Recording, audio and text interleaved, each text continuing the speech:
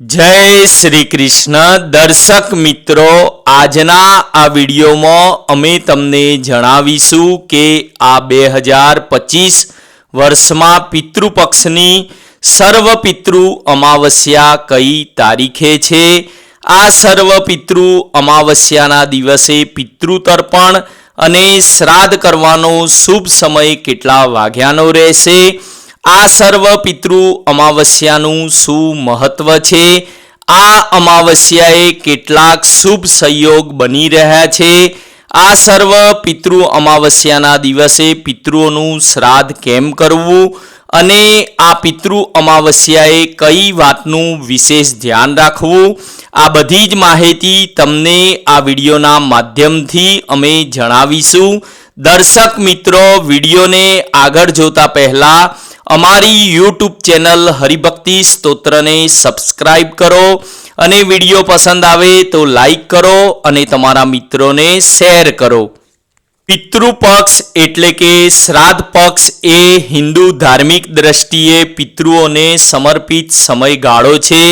एवुं मानवामां आवे छे के पितृपक्षना 15 दिवसना समयगाळा दरमियान आपणा पूर्वजो आ पृथ्वी पर आवे छे, तेथी ज आ समय दरमियान मृत आत्मा माटे श्राद्ध विधि करवामां आवे छे। पितृपक्षना छेल्ला दिवसने सर्व पितृ अमावस्या कहेवामां आवे छे। आ दिवसे पूर्वजो माटे विशेष अनुष्ठान करवामां आवे छे। आ सर्व पितृ अमासने महालय अमावस्या, पितृ अमावस्या अथवा पितृ मोक्ष अमावस्या तरीके ओळखवामां आवे छे। आ सर्व पितृ अमावस्याना दिवसे अमासनुं श्राद्ध करवुं। आ सर्व पितृ अमावस्याना दिवसे पूर्णिमा, चौदस अने अमास तिथिए मृत्यु पामेला आ मृत स्वजनो माटे श्राद्ध करवामां आवे छे।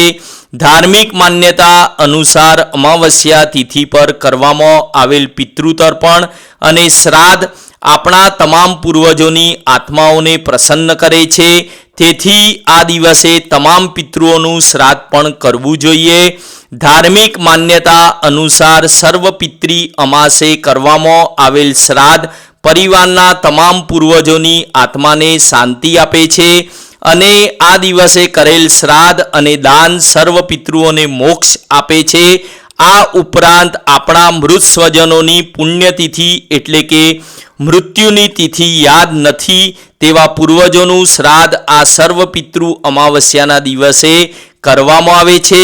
साथे अकाळे मृत्यु पामेला परिवारना मृत पूर्वजो माटे सर्व पितृ अमावस्याना दिवसे पण पितृतर्पण अने श्राद्ध करी शकाय।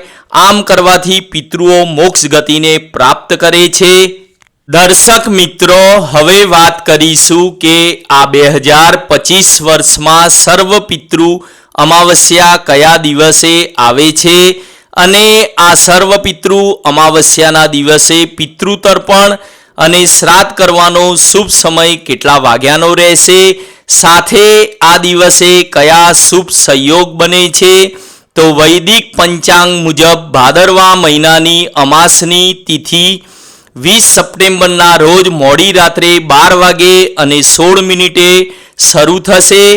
रात्रे 12 वाग्या पछी तारीख बदलाई जाय एटले के तारीख 21 सप्टेम्बर 12 वागे अने 16 मिनिटे अमास तिथिनो प्रारंभ थशे, जे तारीख 22 सप्टेम्बरना रोज सवारे 1 वागे अने 23 मिनिटे समाप्त थशे। हिंदू धर्ममां सूर्योदयथी तिथिनुं महत्व होवाथी सर्व पितृ अमावस्या तारीख 21 सप्टेम्बर रविवाરના रोज मनाववामां आवशे।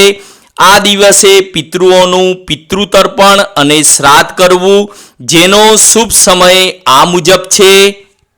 तारीख 21 सप्टेम्बर रविवाરના दिवसे कुतुब वेला एटले के कुतुब मुहूर्त सवारे 11 वागे अने 50 मिनिटथी बपोरे 12 वागे अने 38 मिनिट सुधी रहेशे।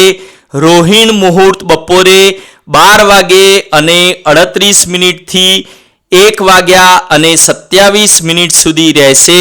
तो आ शुभ समयमां पितृओनुं पितृतर्पण अने श्राद्ध करवुं આ વખતે સર્વ પિતૃ અમાવસ્યા પર કેટલાક શુભ સંયોગનું નિર્માણ થઈ રહ્યું છે, જેમાં શુભ યોગ અને શુક્લ યોગ મુખ્ય થાય છે. આ સાથે સર્વાર્થ સિદ્ધિ યોગ અને શિવવાસ યોગ પણ આ દિવસે બની રહ્યા છે. આ શુભ સંયોગમાં પૂર્વજોનું શ્રાદ્ધ અને તર્પણ કરવાથી વિશેષ ફળ અને પિતૃઓના આશીર્વાદ મળે છે. આ દિવસે તીર્થ ક્ષેત્ર જેવા કે ગયાજી, ચાણોદ, સિદ્ધપુર અને હંસકુંડમાં પિતૃ તર્પણ અને શ્રાદ્ધ કરવાથી આપણા પિતૃઓ અતિ પ્રસન્ન થાય છે. હવે તમને જણાવીશું કે આ દિવસે આપણા પિતૃઓનું તર્પણ શ્રાદ્ધ કેવી રીતે કરવું. આ દિવસે સવારે વહેલા ઉઠી સ્નાન કરી સફેદ વસ્ત્ર ધારણ કરવા, ત્યારબાદ ઘરને સ્વચ્છ કરવું. તેમાં પણ ઘરના મુખ્ય દ્વારને એકદમ સ્વચ્છ કરો. ઘરમાં ગંગાજળનો છંટકાવ કરો. તે પછી પૂર્વજોનું સ્મરણ કરી સૂર્યનારાયણને અર્ઘ્ય આપવો. ત્યારબાદ પોતાના ઈષ્ટદેવની પૂજા કરવી. ત્યાર પછી પીપળાએ જળ ચડાવી પીપળાએ દીવો કરવો. ઘરની સ્ત્રીઓએ પિતૃઓનું પ્રિય ભોજન બનાવવું. આ શ્રાદ્ધના ભોજનમાં ખીર, પૂરી, દાળ, ભાત, શાક, ફરસાણ બનાવવું. હવે બતાવેલ શુભ સમયમાં પ્રથમ પિતૃઓની દક્ષિણ દિશા તરફ બાજટ ઉપર આસન પાથરી ફોટો સ્થાપિત કરવી. જે પિતૃઓના ફોટા ન હોય તો તેમના નામનું સ્મરણ કરવું. ત્યારબાદ ફોટો પર પુષ્પની માળા અર્પણ કરવી અને ધૂપ દીપ કરવો. ત્યાર પછી પિતૃ તર્પણ કરવા માટે પિતૃઓને તલ, કુશ, સુગંધિત જળ અર્પણ કરવું. પછી ચોખા અને જવના લોટનું પિંડદાન કરવું. ત્યારબાદ પિતૃઓને ભોજન અર્પણ કરવું. ભોજન ગ્રહણ કરવા પિતૃઓને પ્રાર્થના કરવી.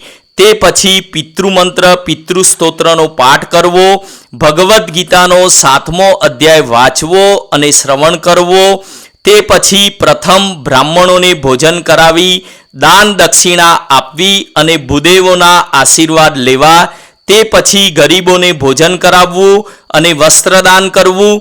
સાથે કાગડા, ગાય અને કૂતરાને ભોજન કરાવવું. સાથે કીડીઓને કીડિયારું પૂરવું. ત્યારબાદ ઘરના બધા સભ્યોએ સાથે મળીને શ્રાદ્ધનું ભોજન ગ્રહણ કરવું. દર્શક મિત્રો, હવે આ સર્વ પિતૃ અમાવસ્યાના દિવસે કઈ વાતનું વિશેષ ધ્યાન રાખવું? તો આ દિવસે બાલ અને નખ ન કાપવા અને દાઢી પણ ન કરવી. આ દિવસે સાબુ અને શેમ્પૂથી ઘરના બધા સભ્યોએ વાળ ન ધોવા. આ દિવસે કપડાં પણ ન ધોવા. આ પ્રકારની શુદ્ધિ આ દિવસે વર્જિત છે.